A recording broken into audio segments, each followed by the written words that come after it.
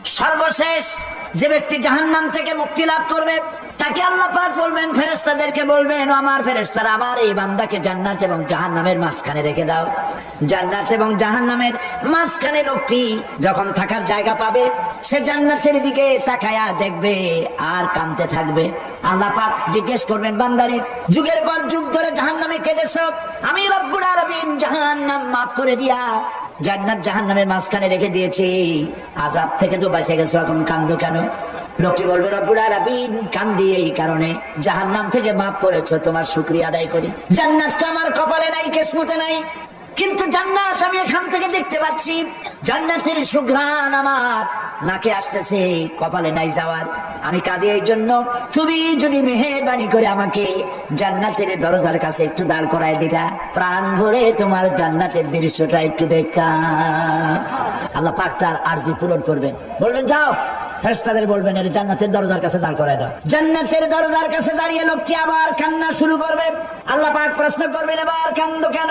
লোকটি বলবে, রব্বুল আলামিন কান্দি এই কারণে, জান্নাতের এই দরজায় দাঁড়ায়া জান্নাতের অফুরন্ত নেয়ামত কিছুই ভালো করে দেখা যায় না, শুধু অল্প জায়গা দেখি।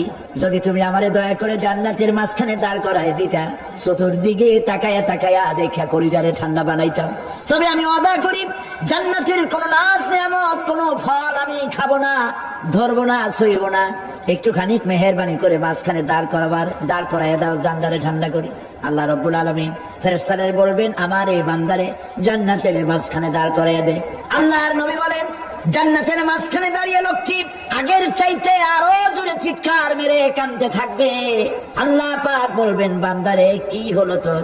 দরজার কাছে আসতে চাইছিলে, আইনা দিলাম।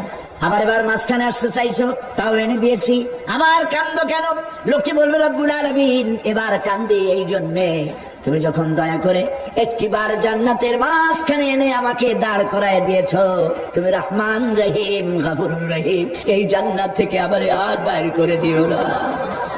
আল্লাহ রাব্বুল আলামিন বলবেন, ও আমার বান্দারে, আমার এই জান্নাত তোর খুব পছন্দ হয়েছে নাকি?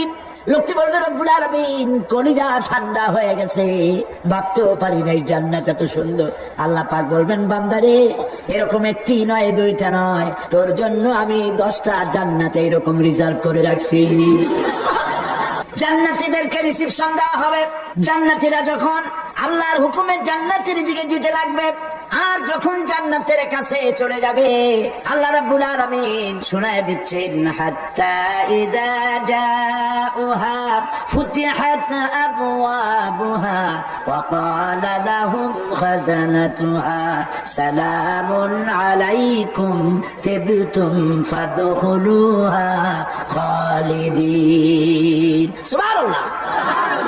জান্নাতীরা যখন জান্নাতে প্রবেশ করার দরজার মুখোমুখি হবে, দ্বার রক্ষীগণ তখন বলবে, সালামুন আলাইকুম, আল্লাহ শান্তি তোমাদের উপরে বর্ষিত হোক। দুনিয়ার টাটকা টাটকা সুখগুলি 2 পা দিয়ে ঠেলে দিয়েছো, টাটকা সুখগুলি গ্রহণ করো নাই, হারাম খাও নাই, আল্লাহর দ্বীন কায়েমের জন্য রক্ত দিয়েছো, জীবন দিয়েছো, কষ্ট করেছো, আল্লাহকে ভয় করেছো, আমাদের সালাম গ্রহণ করো, জান্নাতের মধ্যে ঢুকে যাও চিরকালের জন্য। সুবহানাল্লাহ। আর বাইরে হওয়া লাগবে না, চিরকাল এই জান্নাতের মধ্যে তোমরা বসবাস করতে পারবে, আল্লাহ রাব্বুল আলামিনের ফেরেশতারা বলে দিবে।